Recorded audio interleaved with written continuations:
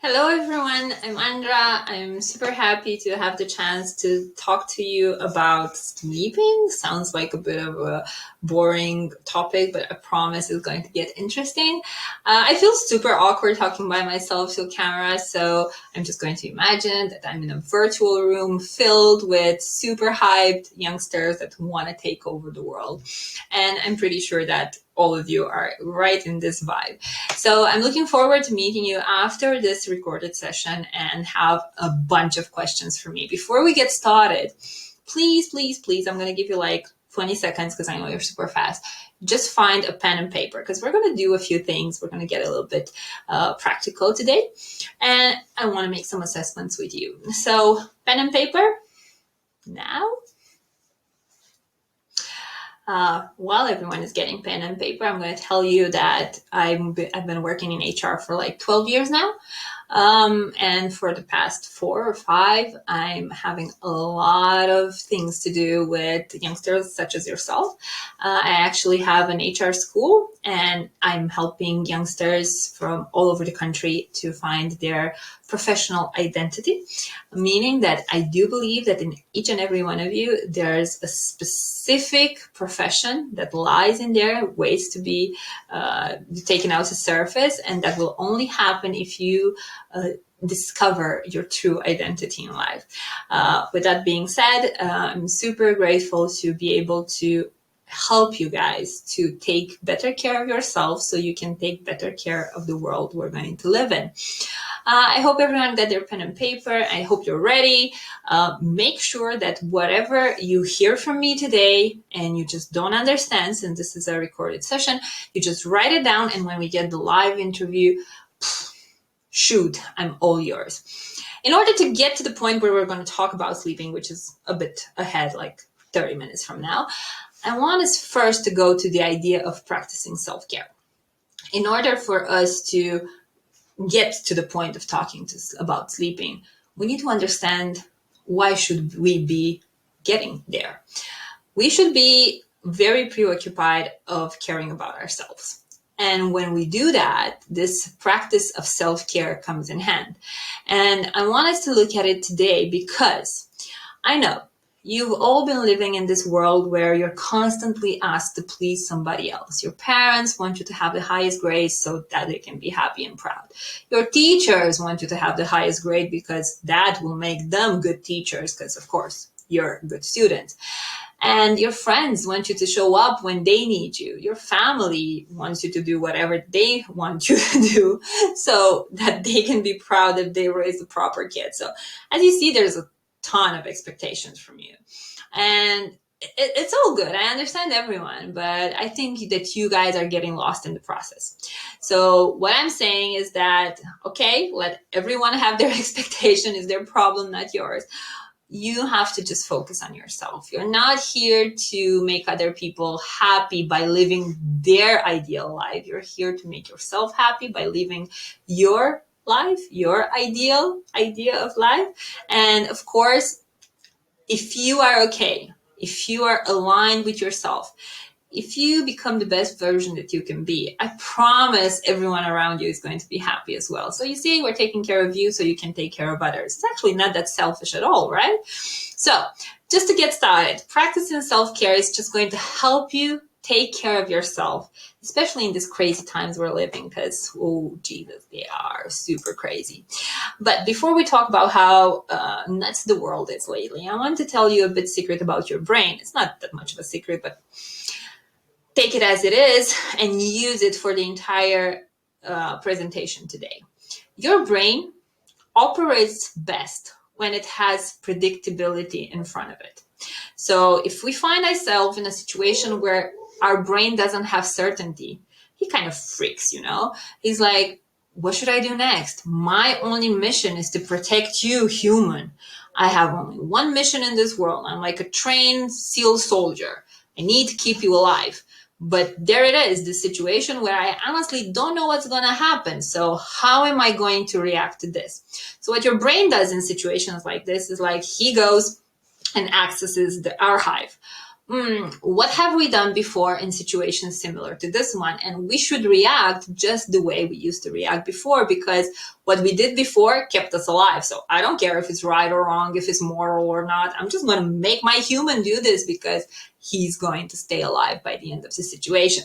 So this is mostly how we find ourselves in certain situations where we have these reactions that we cannot explain after, like, why did I did that?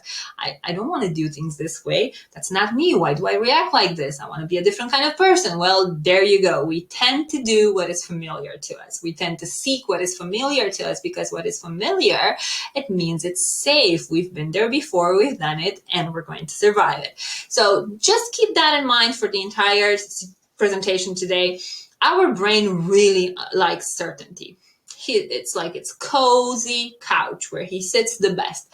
And that's quite heavy to obtain considering the crazy world we're living in today. And it is a world like none before. Ask your parents, ask your grandparents, ask your teachers, and you might hear most of them telling you, in my days. Well, in their days, there was nothing comparing to your days. The world has changed so much, and it has evolved that, for example, a professional cycle. You start now in a corporation, in HR, for example. I'm going to give my area of expertise as an example. You can start today as a junior recruiter, and in about 3 years, you can be a good manager. Depends on the size of the company, of course, and how much you learn during the process, how much space you have to practice stuff. In my parents' days, you were supposed to be having like a 10-year at least experience time frame so you can get to the point of being a manager.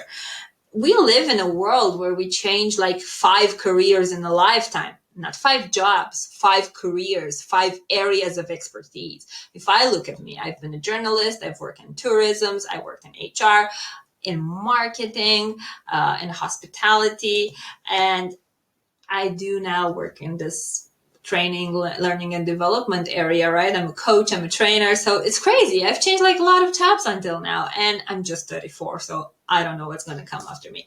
But that's the thing. The world now, it's not like anything before. So that's why sometimes you might have some difference of opinions with your parents and your teachers, because you see the world to some new perspectives that are really inaccessible to them. And of course, they have their own perspective and they're right sometimes. I'm not here to tell you your parents are right. They're always right. Parents are always right. But you might also be right in the same process. So there's 4 things that kind of are the main characteristics of the world today, according to the military forces from the United States. They call it the VUCA world. It's like volatile, changes occur so fast, and we don't know how to react to them because we need to continuously analyze the situation and evaluate how we're going to react. Like what I said, what I told you about your brain. He's looking for the previous patterns. What have you done before? Because I need to do it again. The world is quite uncertain, and here it is. Our brain, as I told you, needs certainty, and we are not able to predict what's going to happen because there's so many factors involved, right? So you made this super cool plans. We're going to go to God knows what college in 2020, or we're going to travel the world, and bang, COVID comes and no more plans. It's quite complex because there's many interdependencies between everything we decide in our environment. It's so dynamic. There's so many things leading one to another that it's really hard to make any plans, right? And it's quite ambiguous because the environment, it's so unfamiliar. Like, as I said about jobs, your parents probably don't understand the idea that you can change a job every 2 years because they were like, you start the job and you die with that job. So it's hard for them to understand how things are going on now. So having all this ambiguous environment that it's quite unfamiliar and outside of our area of expertise, again, it's super tricky in making decisions. So what happens is that our brain is like, sir, it's going nuts. It's just like, what can I do? Where should I go? He's in constant state of stress because he doesn't know what's going to happen to you. How am I going to take care of my little human if I don't know what's coming up next? So as I know the brain is supposed to be taking care of us, but today I want us to switch a bit and let us take care of our brain. What do you think about that? It's a good idea? So we're going to start with the idea of staying healthy.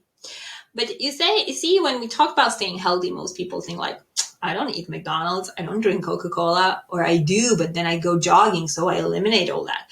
Well, it's not quite true. And then again, staying healthy, it's not only about your body, it's also about your mind. So it's essential to take care of both aspects of your healthness. And very important, just keep up with who you are in this crazy world. I mean, the world is going to be more and more demanding, and it's going to require more and more skills of you, more adaptability, first of all. But just not forget who you are. Why are you here? If you haven't yet understood who you are, maybe that's your next objective. I would like to just dedicate the next few years of my life discovering who I am. That could be like a very good objective for the next few years, especially if you're like 17, 18 now. It's a perfect timing.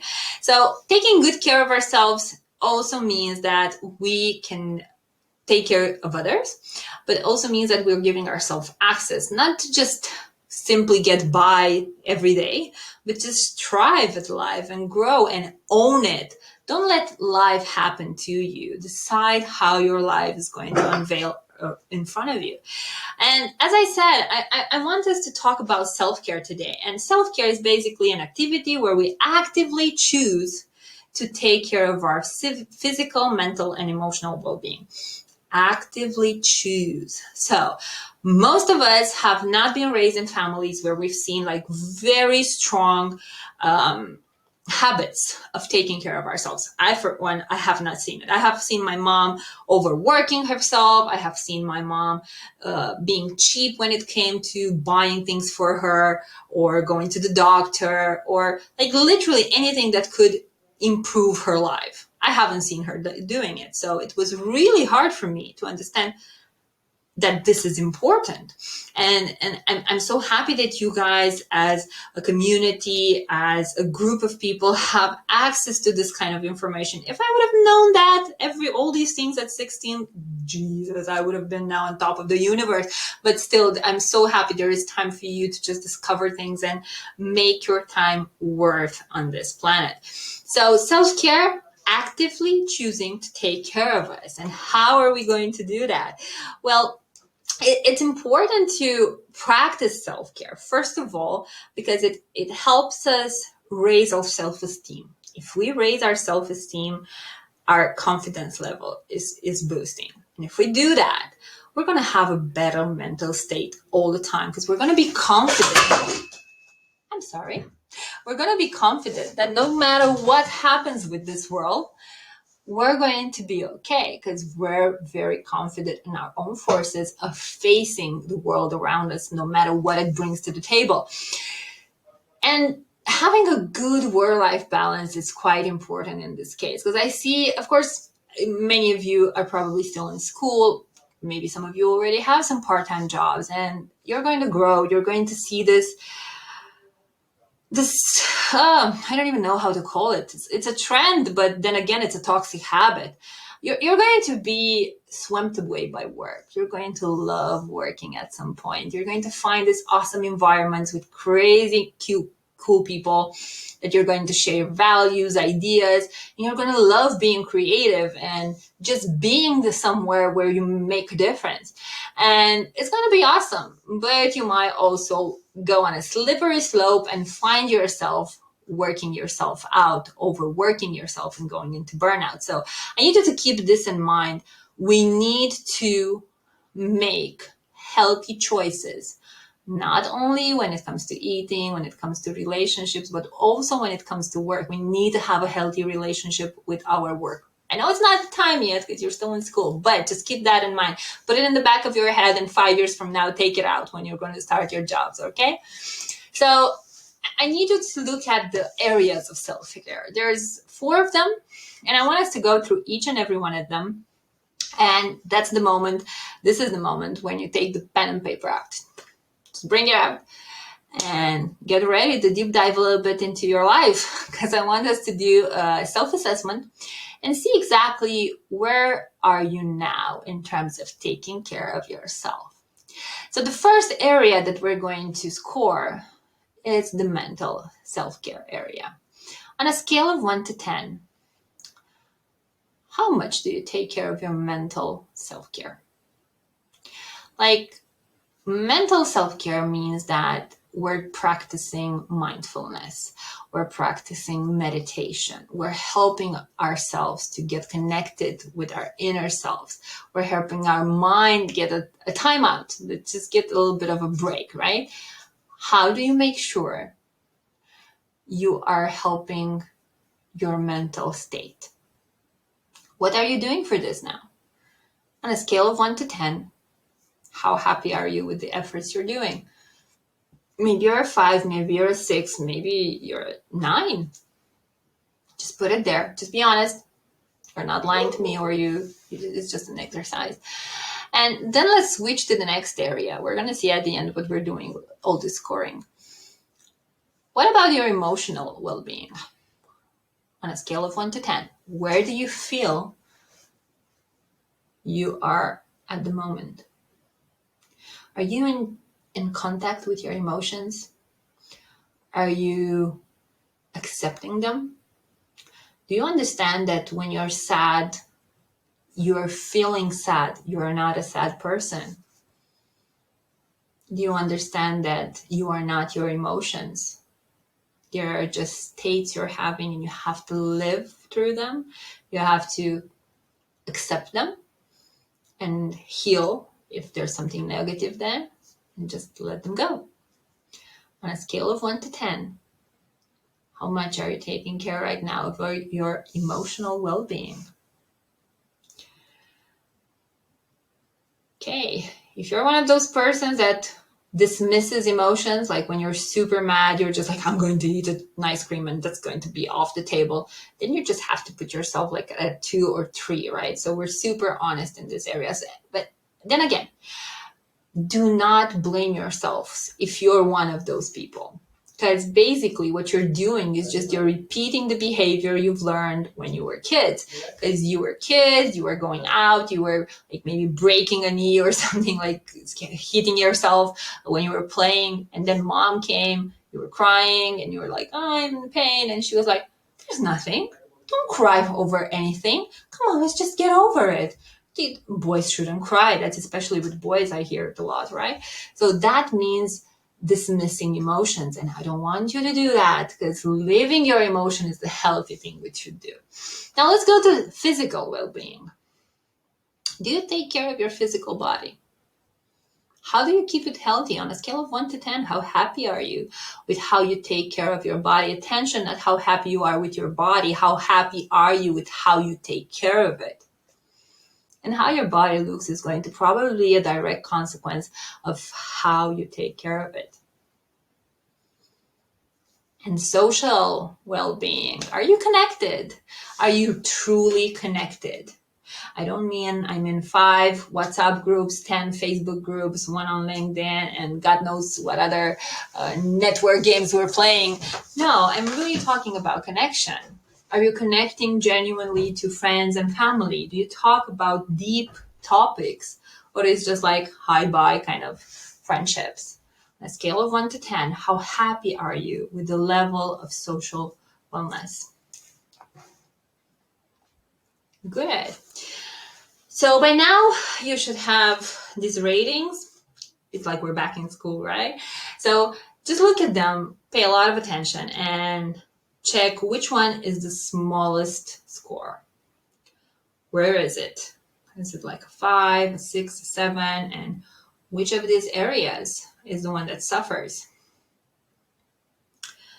And I want you to be very honest and answer the next question. Why aren't you doing more in this area? So is it lack of knowledge?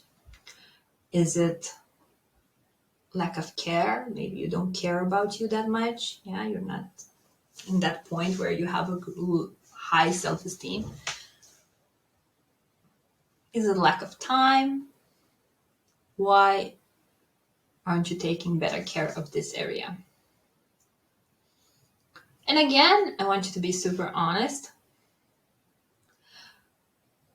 What's the first change that you can do starting today to get this area 2 points higher in the next month or so? Commit to it. You've just got yourself a micro step at Tribe Global, which, by the way, I forgot to mention, we're here because Tribe Global sponsorships this event. And I'm assuming you know Tribe Global by now because it's a gem. It's super helpful in staying connected to yourself. But at Tribe Global, we have this super nice concept, and it's called micro steps. It's so small, you can fail at it. So whatever you just wrote down is a micro step. So I invite you to just bring it into your life. And if you haven't been that inspired in finding a solution, stay tuned. I might give you some in a few seconds.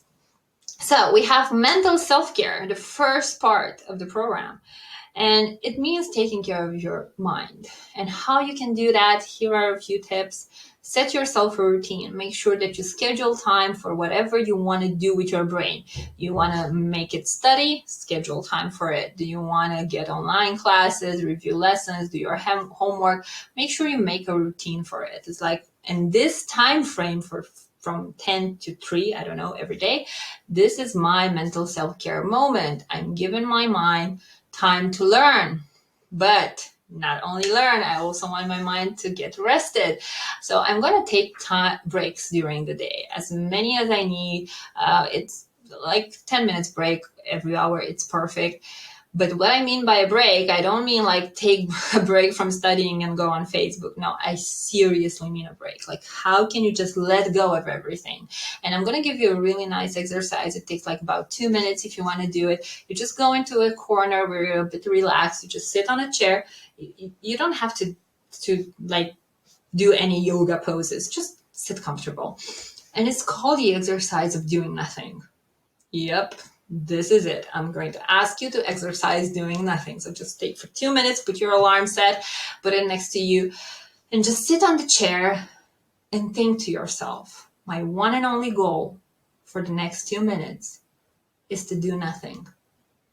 And there's going to be like a million thoughts coming into your mind right then. It's the default network system of your brain. When you pause from doing something on autopilot, he just takes you either into the future, making you think of what's going to happen. Either it gets you to the past, like what happened today. But I don't want you to stay in the future or in the past. I want you to stay in the present. So what you're going to keep on telling yourself, I acknowledge all this information that comes my way, all my thoughts, but for now, I'm in my 2-minute doing nothing routine.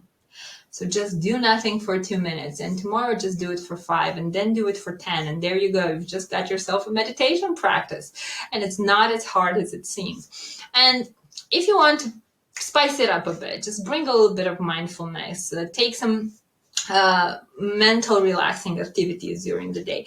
I don't know about you guys, but I get myself super disconnected when I'm crafting. Like if I do stuff, if I do DIY stuff, craft, I just get into a state of mind where I let go of everything, and it's my way of getting disconnected. Or I go and meditate, or I do my doing nothing routine. It's just up to you. Just find whatever makes you click and just make sure you bring into your life and you stick with it. If it works, it has to stay there. So in case you haven't found any tricks on how to get your score for mental self-care a bit higher, there you go. I just gave you 3 ideas, and be free to just hoover around the internet. You're going to find Google. It's a good friend of ours these days. But I need you to understand that whatever you decide to do, you have to be patient and kind with yourself. Like if you're going to be committed, hey, I want to change my eating style. And you're going to be committed to making changes, and you're going to be like, I'm going to lose weight. I'm going to become fitter. And for the next 6 months, I'm going to give up meat, dairy, sugar, or whatever you decide. There might be moments when you're going to slip away from the schedule. And it's perfectly fine. It's perfectly fine. It happens. You are not your mistake. You are not your weakness moment. You are the person that no matter how many times it falls from the saddle, it just go back up on the horse. So it's not about how many times you failed. It's about how many times you went back to the program. Okay. So be really kind to yourself. Don't bring that whoop that we all carry around as I'm no good. I can do anything. Everyone told me I'm not able to do this. No, just take that out of your mind and just stay connected to who you are. You're curious about sleeping, aren't you? Like, we're supposed to be talking about sleeping. Where is this taking us? Exactly. It's taking us to sleep. Just be a little bit more patient. What I want to mention to you also is that if you're going to practice self-care, make sure it's something you enjoy. The moment it becomes exhausting, it becomes a chore, it becomes like, oh, I don't want to do this, it's dreadful. If you're feeling forced, it's not self-care, it's just torture. And keep in mind that it might look different to everyone. Like, as I told you, I find my moments of mental self-care in crafting. Other than that, I really love laying around like a couch potato. I'm just so good at laying around. And it gives me such a good moment of relaxation and recharging. And that's how it looks to me. But there are people out there that they have the best way of recharging when they're going jogging or they're hiking up a mountain, or I don't know, it might look different for each and every one of us. And I'm just looking now that I've made the worst choice in visual for this slide. I mean, a guy playing video games, it's not a way of practicing self-care. That goes on your having fun list, not on your mental self-care list. Okay, so just sorry for the wrong choice, but it's a good thing I got the chance to mention it. The idea is to engage in any kind of activities that recharge and energizes you and gives a good jumpstart to our brain. Let's not forget, we're here for our brain because he's always there for us. I'm going to go into another area of self-care, and that's the emotional self-care. And as I told you, it's mandatory to understand how important emotions are to us. We cannot keep on dismissing emotions as we've been told ever since we were small kids. We need to acknowledge our feelings and know that they are valid. And when we feel sad, we feel sad. We're not sad people. So make sure you always make this difference. And if you haven't yet deep dived into emotional intelligence, there's your time. There's a million books on it, a lot of tutorials. Just go ahead and start learning and educate yourself on what emotional intelligence really means. And I promise you, life is going to look so much different afterwards. And if you're here, if you want to take care of your emotional state, practice gratitude. And it's that easy. I'm going to give you another tip while you're brushing your teeth every morning. And this is called habit stacking. Like, while I'm doing something, I'm going to optimize by doing one more thing. So there's no this excuse, I don't have time. So let's just go to our brushing moment in the morning. So we're in the bathroom and we're looking at the mirror and we're quite sleepy, right? Especially if it's a school day. God, who wants that? And brushing your teeth, and the first thing that should come into your mind: what am I grateful for? What is it that I'm super happy with? You might not have answers, and that's fine. It's not a problem. But the only idea that you're asking your brain to think of things from this perspective is just going to change your brain waves, and it's going to make positive impacts in your body. And I promise that if you ask the questions, answers are going to come. So every day, at least 3 things you are grateful for. And let's just start right now. I don't want you to brush your teeth now. It's okay, but you can just take your pen and paper and write 3 things that you are super grateful for. They can be like the simplest things. I'm grateful for having internet to watch this. Or I'm grateful for having such a nice community to facilitate this kind of event. I'm grateful to have my friends, to have been waking up in the morning. That's a good thing to be grateful for. And of course, we couldn't have missed the chance of getting to social self-care. Wow, and this is such an important topic. Oh my God, I cannot emphasize the importance of social connection, but real social connection, not online social connection. Actually, it's quite basic. Think of it this way. We were not made to be alone. We're always searching the company of another. And if you go back in history when we were living with tribes, it was the only way to survive. We were together. If we were dismissed from the tribe, it equaled death. That is why most of us today are capable of doing unspoken, unthinkable things just to be accepted in a group. And I know that because I have a 12-year at home that all of a sudden is passionate about black nail polish just because all the girls do it. So why we do this kind of things? Because we desperately want to fit in. We really want to be accepted, acknowledged, seen by others. And that's good to a certain extent. The bad part comes when we go beyond who we are. We go beyond our identity just to be accepted. So what I want you is to just first think really well, deep and hard of who you really are. Like literally, who are you? Who is this cool person? What's your values? What are your values? What are your needs? What do you need? Do you need connection? Do you need meaning? Do you need stability, diversity? What is it that drives you? Understand who you are.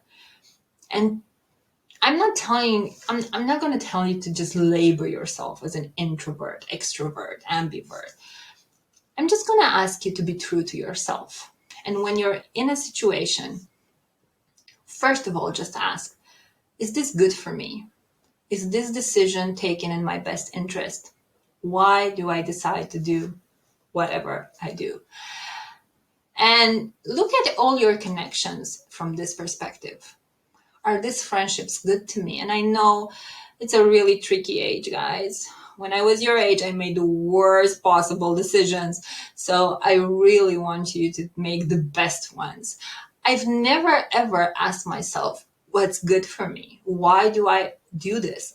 I've just done it because I always thought I have to take care of others, or I have to get revenge on my parents. That's a really bad place to make decisions, right? I know that because I'm a parent now and my daughter does it also. So I totally understand where you're coming from. But having this social well-being means we're connected, truly connected to others. How many of your friends really know you? How many of your friends understand your fears, and to how many of your friends do you feel comfortable sharing your most vulnerable experiences without being afraid that you're going to be judged, that you're going to be obliterated? How many? 3, 5, 10, 100? 1? So I want you to take a really good look at the way you're connecting to others. How are your relationships with your parents? Just yes, mom, yes, dad, no mom, no dad kind of relationships? I totally get it. I got them the same. But again, what would be in your best interest? What would be best for you? And I cannot answer those questions. Only you can do it. And of course, that's why you have the pen and paper. If it's something that sticks out during this conversation, just write it down. And I know most of you are super eager to take care of others. Be there for your friends, for your family, not disappoint your teachers. And you really want to fit in. And it kind of makes sense. I told you why you want to do that. It's your brain that makes you do those things, not you. But you have to understand that self-care means that you're taking care of yourself. That means that sometimes you might have to say no. You might have to say no to your friends. You might have to say no to a party so you can get a good night of sleep. And we're talking about sleep right now, right? Are you ready to do what is in your best interest? And you just have to say yes. The rest will just simply follow if you practice everything we've just went through today. And step by step, we're reaching to the main topic of the day, physical self-care. And that's the part where we talk about sleep. But before reaching that, you need to understand that your body doesn't function only with sleep, right? It also needs healthy eating and exercise. So as you already scored your area of physical self-care, um, let's see how much of it would improve if you would get enough sleep. Why is sleep so important? It's basically just imagine that your body recharges like a battery during sleep. Our liver does most of the work during our sleep. And the liver is like a factory of our body. It just cleans out everything. And if we don't sleep, it can work. So that's why sleep is important, because rest helps us recover. So sleep like a baby, where it's a saying that you should take with you over the years. Always sleep like a baby. Have naps, have good night sleeps, just rest, rest, rest. And that coming from a person that 6 years ago, 7 years ago, was just like going for a party the whole night, then in the morning went to work. And it kind of worked for a while, but then I got into serious problems with my health. So if you want an example of no, here it is. Do not do as I did, but do as I teach you now. So why should we sleep? Well, benefits of sleep are quite extended. First of all, as I said, it repairs your body. It improves your memory and learning capacity, because when you're sleeping, your brain also recovers. It lowers stress levels. If you're rested, your mind is sharp. So even if those uncertain situations come your way, what happens is that your mind is so rested, it can look at things a bit more peaceful. Okay, it's a very dangerous situation, but I'm quite energized. How can I face this? It also maintains your immune system. Do you know those moments when you say, hey, I catch a draft and I just got a cold? It was a little bit of a draft here. Well, most likely you had been in a situation where you deprived yourself from sleep. And in a few minutes, we're going to see the stages we go through with our body if we deprive ourselves from sleep. And when you deprive yourself from sleep, immune system goes down and you just kind of catch on any viruses that come around. Also, very important, when you're sleeping, you discharge heavy emotional load. So let's just say you're going to have a really unfortunate event today. And I really hope that's not the case, but let's just look at things from this perspective. And you're going to be in a lot of pain. And you know how they say sleep on it? Well, it kind of makes sense, because when you go to sleep, your body takes the chance to digest the entire trauma, and you're going to wake up with a little bit of a clear mind. I'm not saying the pain is going to go away, but it's going to be far much better for you. And as I said, it just reduces stress and improves your mood. Whatever comes at you when you're rested, you just face it a bit better. And you're going to be able to think more clearly of things. And that will definitely help you in school and work and life itself. And that might come as a surprise, but you're not going to be a grumpy person, and you're going to be able to get along with people. And if you don't believe me, please come and visit my 12-year-old daughter that has not got yet the best sleep routine. And in the morning, she's like a little Grinch that wants to kill everybody. So we're struggling with that at the moment. These are some of the benefits of sleep, but let's see how can we sleep better, right? Because it's super cool, but some of us might say, hey, I just cannot sleep. What am I going to do with that? And of course, I'm going to give you the schedule lecture. It's super important to have a schedule. Where do we start? Let's just say we decide to go to bed at 11. Although I would say 10, but you're quite big now. But the thing is that between 10 and 2 a.m., it's the best sleep that you can have. It just recharges, repairs you, and does the best. So when you go to sleep at 12, at 1, you kind of lose the good quality sleep. But okay, I kind of get it. Social life is a thing these days. So let's say 11 the most, right? How are we going to go to sleep? Cut screen time. Oh, I know, I've just hit you under the belt. This is really painful for you guys, but it's super important to understand that all those lights from our phones, like keeping our phone in front of our face and all those lights, and I know the phones have night screen lights, but they're not helping us much. But those are telling our brain, hey, it's daylight, don't sleep. Hey, it's daylight, don't sleep. And our brain gets confused because he's like super tired, but then it's day and he should stay awake. So he doesn't really understand what's happening. So you're going to be like in a state of confusion. And definitely when you're going to fall asleep, it's not going to be a good quality sleep. So screen time, at least half an hour before sleep, bye-bye. Pay attention to what you eat and drink and make sure you don't eat at 7 p.m. beef or meat or whatever that takes like 3 or 4 hours to digest, because you're going to be allegedly sleeping, but in fact, you're going to be in a digestive process. So that's not helpful again. And it might be okay now because you're young, but trust me, after 28, that's definitely not going to work out anymore. Create yourself a restful environment. What makes you click? Do you like a good pillow? Do you like a good blanket? Do you like it with a little bit dim light? Just choose your favorites. Make sure that your environment is okay. Don't make it too hot. Don't make it too cold. Like 19, 20 degrees is the perfect temperature to sleep in. Include physical activity in your daily routine. Like basically get your body physically exhausted so it can get rested in the night. And now, journaling.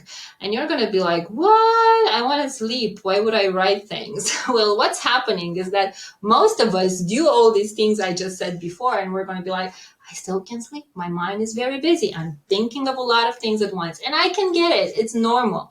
We have, as I told you, default network system. It's just over there mumbling.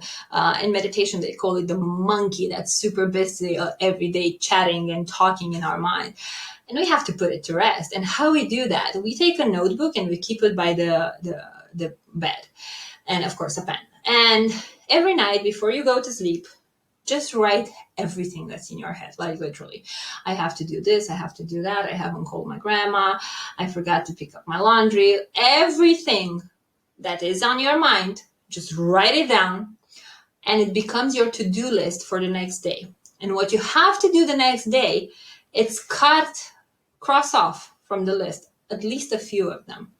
Your brain is going to learn a new habit. It's going to be like, hey, my little human has himself a system. If he has something to do, he writes it down on a piece of paper and then he takes care of it the next day. So I don't have to stress out anymore. He got it covered. I'm just going to go to sleep because this little guy just know what he's doing.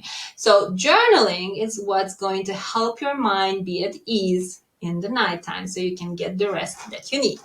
Welcome, by the way. You're going to thank me for this advice a bit later. What happens when you're not taking my advices and you are keeping yourself in deprivation sleep? And it's quite terrible. Let's see, we have like 5 stages. I think the 6th one is just death. So the first one, if you don't sleep for 24 hours, you're going to live. It's like you're irritable, you're angry, you're super thirsty all the time. You have an increased risk of stress, like everything can piss you off at that moment. And you cannot be very focused, like don't go to an exam after 24 hours lost sleep. You're feeling very tired and you might be getting the chills. So not good, right? What happens when you're taking 36 hours break from sleeping? It just gets worse. We can just not absorb new information. We should not be making decisions. Like, don't ask anyone to marry you if you haven't slept for 36 hours. It's definitely not the thing you want to do. You're not going to be able to process social cues. Like, if you're in a social environment, you are not going to be able to understand what people are doing there. And if anyone is giving you any signals, you're going to be like, I just don't get it. And you're going to make a lot of errors. Don't work. Just don't work. Don't drive. Definitely don't drive. And if you reach 48 hours, it gets quite worse. You are in a deep state of anxiety. You are very stressed, super stressed. In fact, you just feel like everything is danger and you feel extreme fatigue. For 72 hours, you don't become an illusionist, but you will have illusions in these illusions and you're going to be super disoriented and you might suffer from depersonalization, like you're not going to know who you are anymore. And in stage 5, which is more than 72 hours, it's just sleep deprivation psychosis, which is quite bad. It can trigger us into going, and that's not something we would like.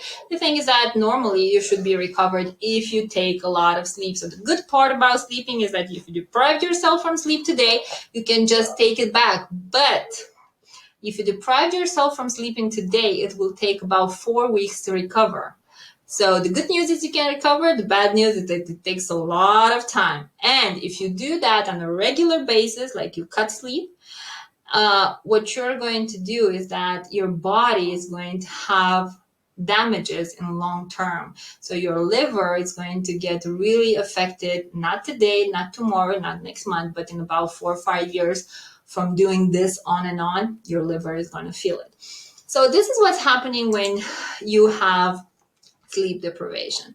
All in all, that was kind of everything I wanted to show you today about self-care, how to take better care of each other, of ourselves, and how to sleep better. And as you see, it's not just about sleeping, it's about the systems we build around our life to take care of ourselves. Because let's not forget, you are the most important person in your life, and you need to give yourself everything your body, your mind, and your emotions need. So, best of luck to you guys in going through all this material. Bring your notebooks and your pens with all the questions you might be having from this workshop. And I'm super curious to meet you, because in my mind, I told you I was in this virtual room with a lot of kids today, and I really want to see that you guys exist and I'm not going crazy, because I've been sleeping in the last few days, so it cannot be sleep deprivation. Looking forward to meet you all live, and I really wish you the best of luck in everything you plan on doing with your professional life. Take care.